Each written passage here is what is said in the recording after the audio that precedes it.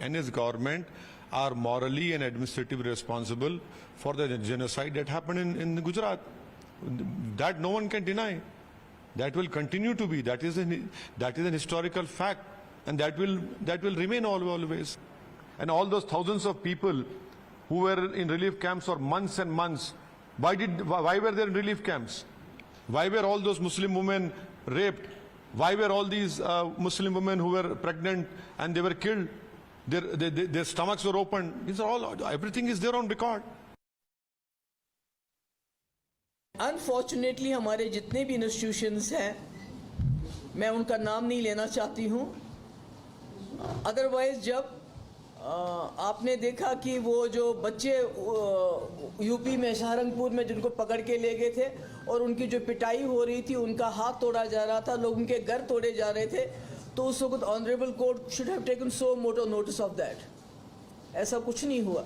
ज़किया जाफरी है, उनसे हमें सबक सीखना चाहिए। उसको मालूम है कि वो किस पहाड़ के अगेंस्ट खड़ी है, किस मुसीबत के अगेंस्ट खड़ी है, मगर देखिए छोटे कोर्ट से लेकर सुप्रीम कोर्ट तक पहुंचे। मैं I will salute her. I don't know about court ने क्या डिसीजन दिया, क्या नहीं दिया। बाबरी मस्जिद का भी देखा हमने कैसे दिया गया उसका।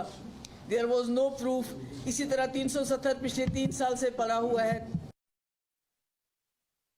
क्या इससे साफ हो जाता है कि प्रधानमंत्री जी साफ हो गए हैं अगर सुप्रीम कोर्ट कह देती है? सुप्रीम कोर्ट एविडेंस पे बेस्ड होती है। एविडेंस को लेके उन्होंने ये क्लीन चिट दी है। देखिए, सुप्रीम कोर्ट हो या कोई भी इंस्टीट्यूशन हो देश के अंदर, आज किस तरह काम कर रहा है वो आप सब जानते हैं।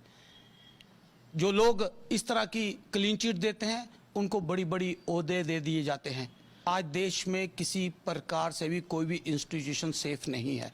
सिर्फ और सिर्फ घुटने टेक चुका है और इनकी मनमर्जी से चल रहा है। हर स्तर पर मैनिपुलेशन चल रही है और सिर्फ अपनी छवि साफ करने का खेल रचा जा रहा है।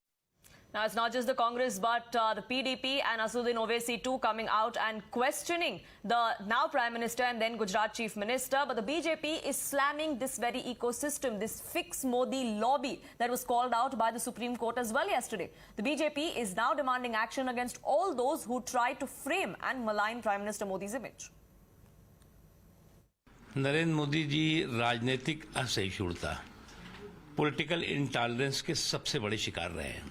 उन्होंने कभी भी भागलपुर के उस दंगे की बात नहीं की जो कि सालों चला था और हजारों लोग, बेगुनाह लोग मारे गए थे। कभी भी उन्होंने भिवंडी की बात नहीं की जो कांग्रेस के दौरे हुकूमत में हुआ था, जिसमें हजारों लोग जो है वो मारे गए थे और 6 से 8 महीने तक लगातार दंगे चलते रहे।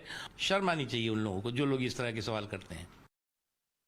I think the judgment of Supreme Court has exposed the Congress propaganda and the propaganda of left, so-called left secular people in last several years. I think after Supreme Court exposure, the judgment is if you read the judgment, it clearly states that there was no conspiracy. Gujarat government did their best to combat with the outbreak at that point of time.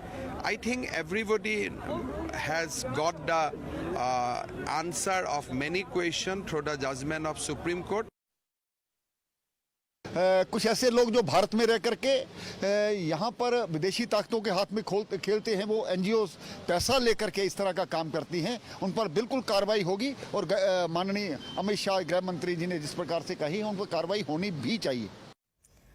With that, it's time for a quick break here on this edition, but lots lined up for you on the other side. Don't go